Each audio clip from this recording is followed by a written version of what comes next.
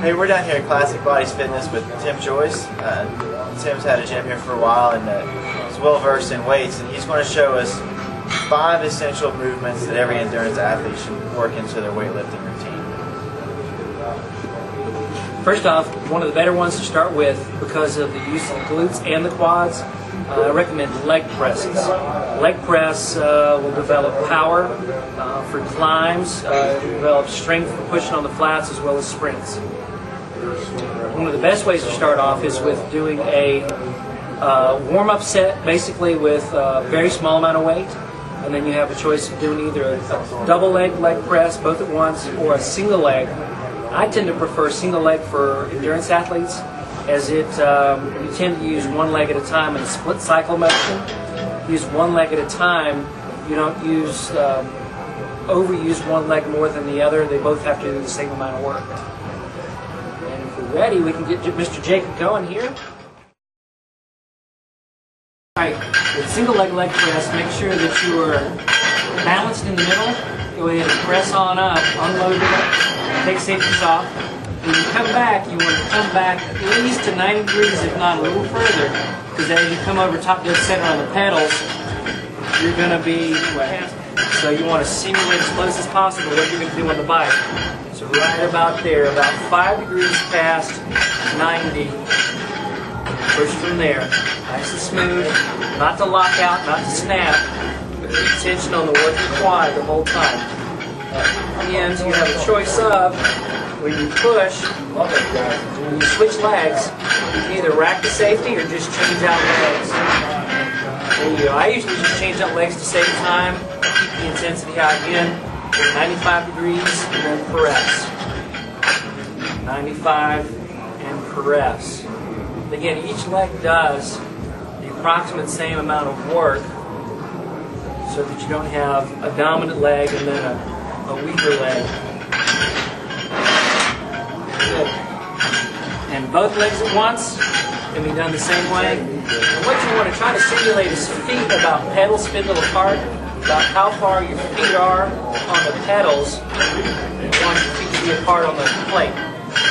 And back into 95 degrees and press. And this works the quad muscle as well as the pressing power muscle of the glute.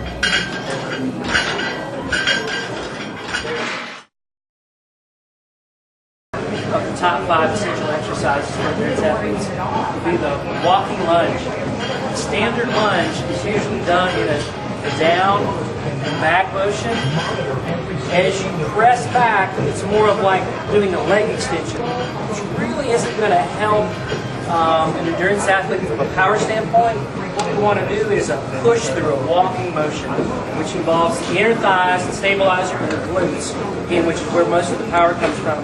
So with walking lunges, you want to take a long enough step that your knee is over your ankle, back knee gently touches, walk through, and continue. Continue. Okay, Jacob, your turn. Touch, good.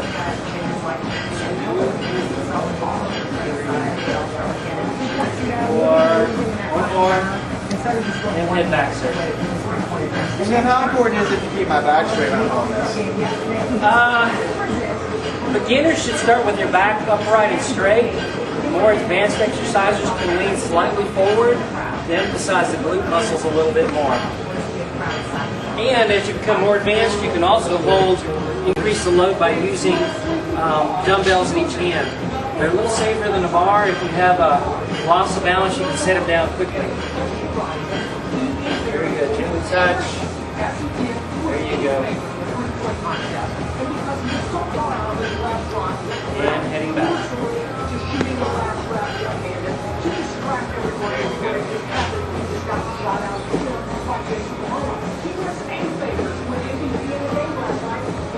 Nice, slow and deliberate, and perfect.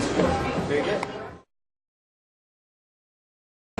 Number 3 in the top 5 exercises for an endurance athlete to do is the back extension or hyperextension. Some gyms will have a weighted back machine, back extension machine.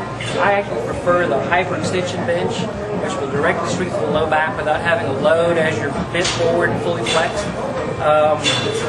It's safer using your own body's natural range of motion, and as you progress, you can pull things like a medicine ball or a dumbbell plate to add resistance to this.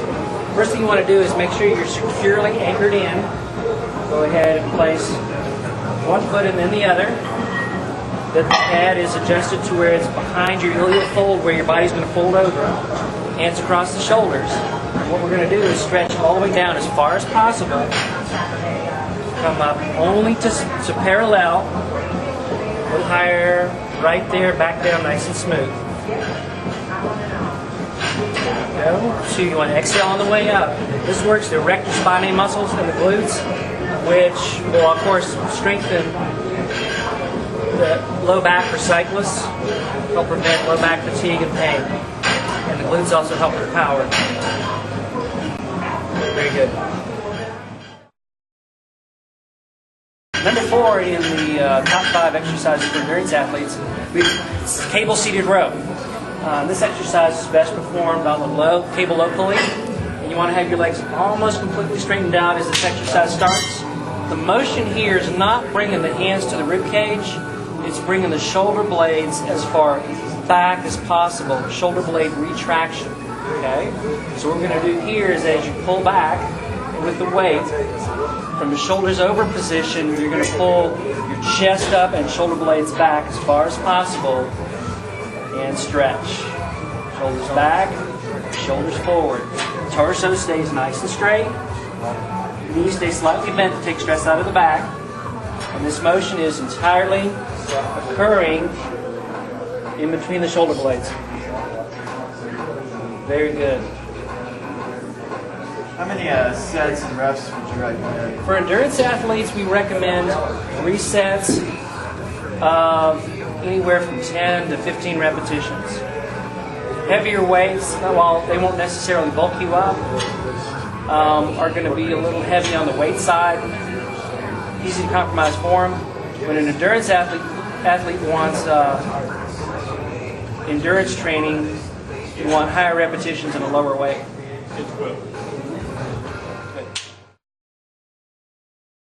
And number 5, probably the single best exercise there is going to be the squat.